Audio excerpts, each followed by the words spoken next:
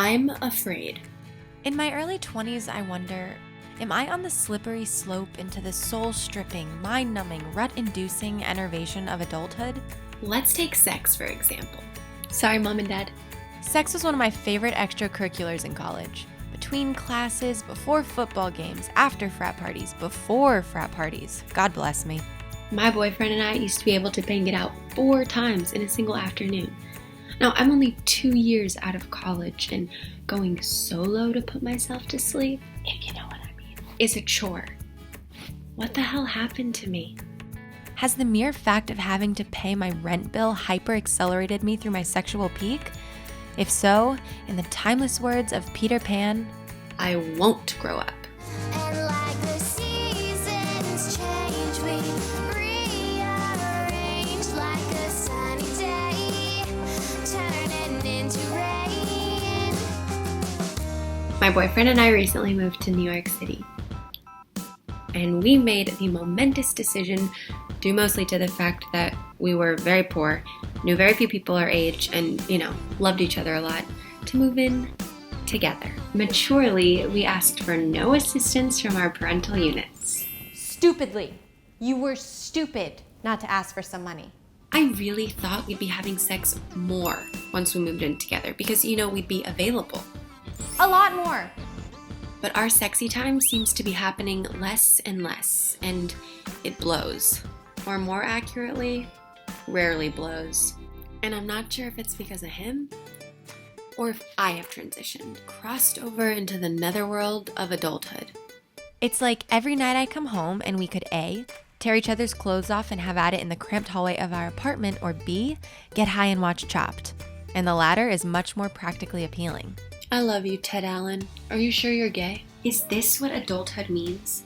Is this the unstoppable natural evolution from childish to adultish? And can the trend be reversed so that I can relocate my orgasm equilibrium? I sure as hell hope so. If it's just a matter of spicing it up in the bedroom, like, I don't see the reason why not going to like a sex therapist or like bringing a sex therapist into the conversation. I mean, it just can't hurt. I'm not against therapy. I spent much of high school in it, but it seems like too much work and frankly, a little bit of overkill at this stage. Tantra. Tantra? Tried the Tantra thing. I'm sure with practice it is stingalicious, but I felt like I was playing Twister and it hurt a lot.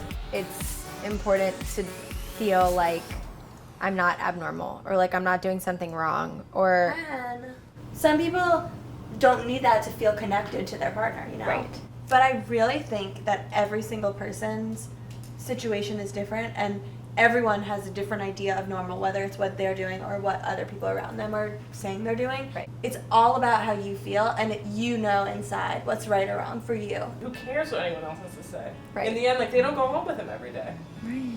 My friends made me feel a lot more normal, but I still wanted to take matters into my own hands, so I started researching classes and different practices to try. Blowjob class, striptease class. Nothing was hitting.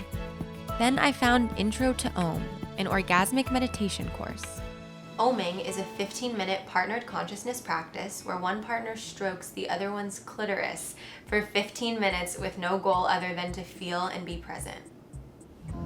Hello. Hi.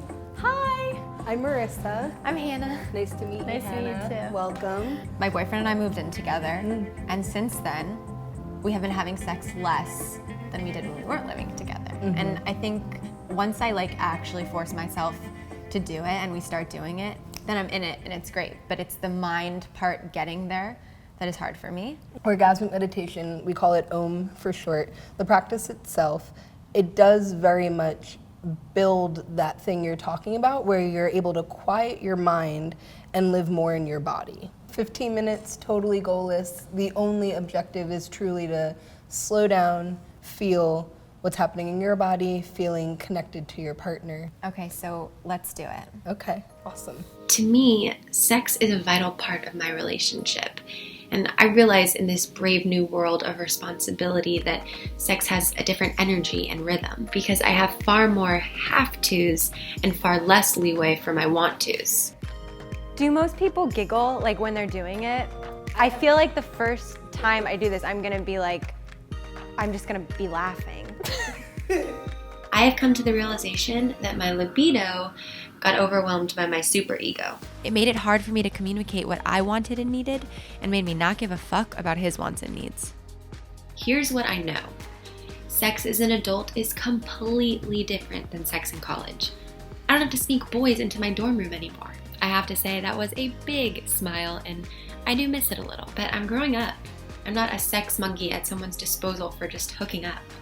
I'm adult enough to make decisions on when and how and with whom, and there's something that feels really awesome about that. Is it perfect? Hell no, but I'm working on it. I gotta run. Time for meditation practice. Not quite adulting, but ish.